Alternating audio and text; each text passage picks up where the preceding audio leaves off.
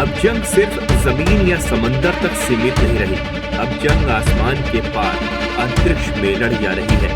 America का golden डोम बनाम चीन का ग्लोबल मिसाइल शील्ड, एक नई स्टार वार शुरू हो चुकी है।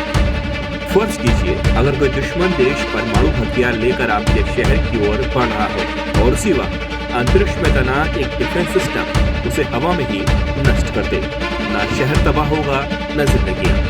यही सपना अब साकार करने की जंग छिड़ी है अमेरिका और चीन के बीच।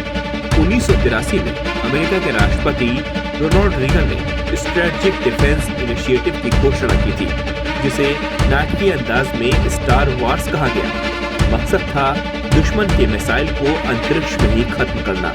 लेकिन सोवियत संघ के पतन के बाद ये प्रोग्राम ठंडे बस्ते में चला गया। अब 4 दशक बाद वही इतिहास दोहराया जा रहा है। बस इस बार दुश्मन मास्को नहीं बल्कि बीजिंग है। मई 2025 में अमेरिकी राष्ट्रपति डोनाल्ड ट्रंप ने गोल्डन डोम नाम से एक नया space based missile shield program launch किया। कुल लागत 175 अरब डॉलर है। ट्रंप का दावा, अब कोई भी मिसाइल अमेरिका की सीमा पार नहीं कर पाएगी, क्योंकि हमारा गोल्डन डोम उसे अंतरिक्ष में ही राख बना देगा। यह सिस्टम रोनाल्ड रीगन की SDI का आधुनिक वर्जन है। स्पेस में इंटरसेप्टर सैटेलाइट्स होंगे जो दुश्मन के मिसाइल को उसके लॉन्च के कुछ सेकंड बाद ही ट्रैक कर नष्ट कर देंगे। लक्ष्य 2029 तक इसे पूरी तरह से ऑपरेशनल बनाना।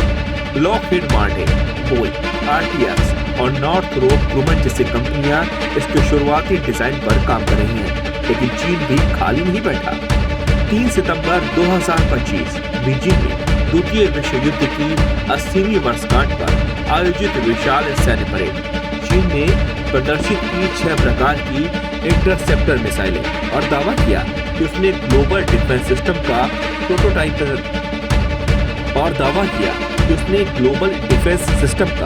प्रोटोटाइप तैनात कर दिया है। चीनी वैज्ञानिकों का कहना है कि उनका distributed early warning detection big data platform एक ही समय में हजारों मिसाइलों पर नजर रख सकता है। यही नहीं, चीन ने अपने न्यूक्लियर ट्रायड यानी जमीन, समुद्र और वायु से लॉन्च होने वाले परमाणु हथियारों का भी प्रदर्शन किया। वर्तमान में चीन के पास लगभग 600 ऑपरेशनल परमाणु वारहेड हैं, जबकि अमेरिका के पास 5000 से ज्यादा। चीन का लक्ष्य 2030 तक 1000 और 2040 तक 2000 वारहेड तक पहुंचना। स्पेस आधारित मिसाइल शील्ड का मकसद है दुश्मन के हमले को अंतरिक्ष में ही रोकना, लेकिन ये आसान काम नहीं। ICBM की गति ध्वनि की गति से 20 गुना अधिक होती है।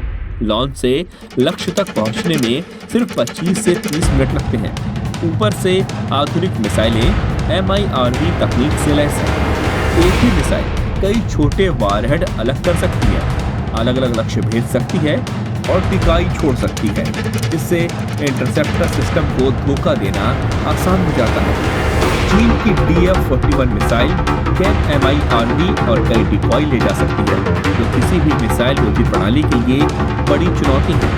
तकनीकी चुनौती के अलावा सबसे बड़ी मुश्किल है कीमत। एक ICBM की लागत 1 से 10 मिलियन डॉलर के बीच होती है, लेकिन इसे रोकने वाला इंटरसेप्टर 75 से 100 मिलियन डॉलर का होता है। यानी 10 मिलियन डॉलर की मिसाइल को मारने के लिए 100 मिलियन डॉलर खर्च करने पड़ते हैं।